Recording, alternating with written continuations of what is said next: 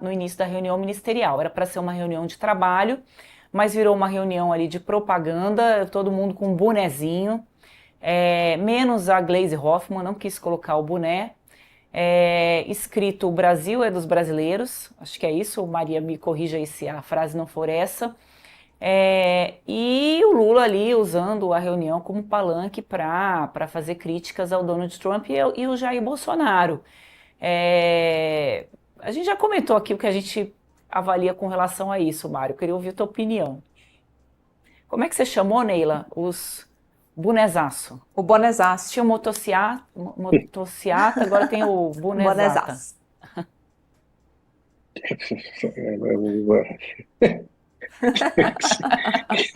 Que a gente, que eu vou comentar Se sobre falar isso, merda né? 3 vezes, o YouTube vai tirar a gente do ar e a Maria vai brigar comigo, mas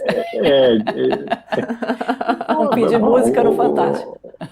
o Lula não sai do palanque, né? Mas isso sabe, é sempre, não importa a situação, né?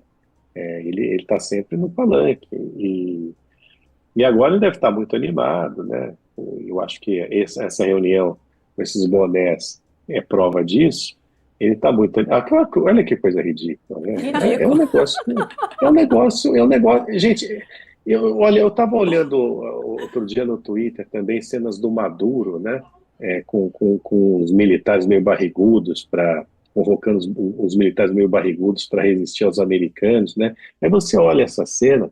A América Latina é realmente a latrina do mundo, né? E isso não.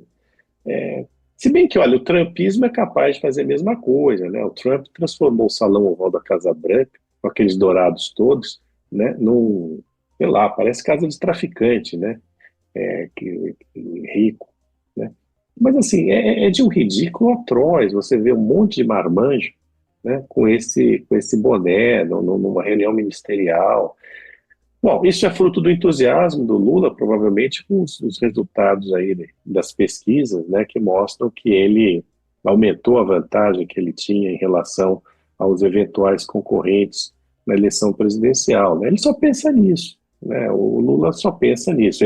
Quando ele assume a presidência, ele só pensa na reeleição, né? E essa é a constante durante o mandato inteiro. Ele não esconde, né, ao contrário de outros que tentam esconder um pouco a preocupação com a reeleição, o Lula não esconde, não, ele só pensa nisso. Aliás, não é que ele só pensa nisso, ele só sabe fazer isso.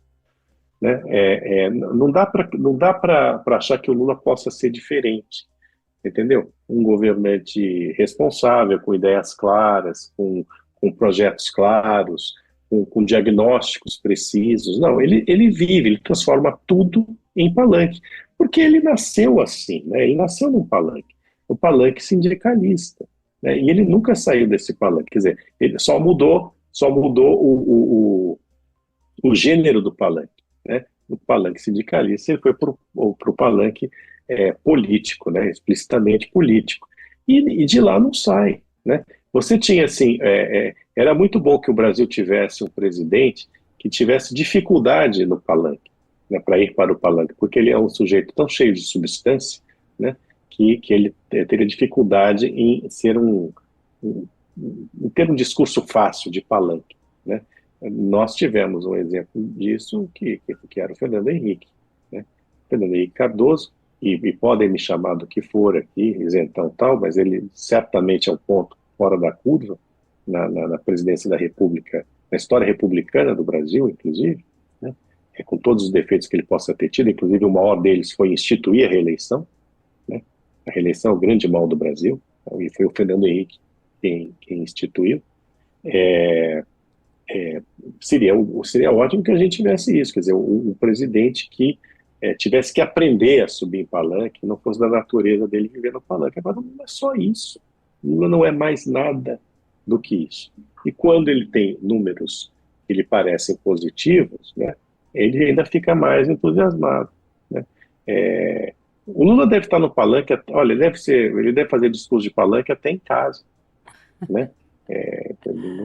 Porque ele vive disso, é da natureza dele, ele não sabe ser diferente, né?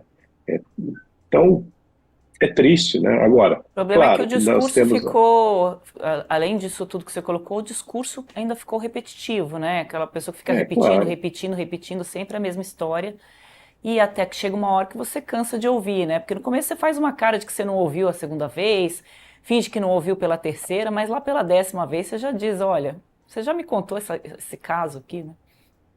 É o cara que recebe, que conta sempre a mesma piada, né? É isso aí, né? Agora, só que agora ele tem a contribuição desse marqueteiro, que, na minha opinião, é o pior dos marqueteiros que o Lula já teve, né? É esse senhor aí, né? Com esse nome curioso. Então, não põe, põe Ele tá boné, terrível né? hoje, Marco. Boné. Não, sabe, sabe, você vai dizer o quê, né? Depois de tantos anos nessa porcaria dessa profissão, né? E é sempre a mesma porcaria de gente, não mudam, né? É extremamente cansativo você ter sempre os mesmos protagonistas, né? Você imagina, pô, você ainda tá falando ainda do Lula, né? Do Lula. Quer dizer, sabe, eu não aguento mais, né? É um negócio. Sinceramente, não dá mais para aguentar, né? E sempre a mesma coisa, como você falou, o discurso é sempre o mesmo, né? Então nós temos agora essa coisa do boné, né? Essa foto, essa imagem ridícula, né? Que, veja, o trumpismo e os aspectos ridículos do trumpismo são uma exceção nos Estados Unidos.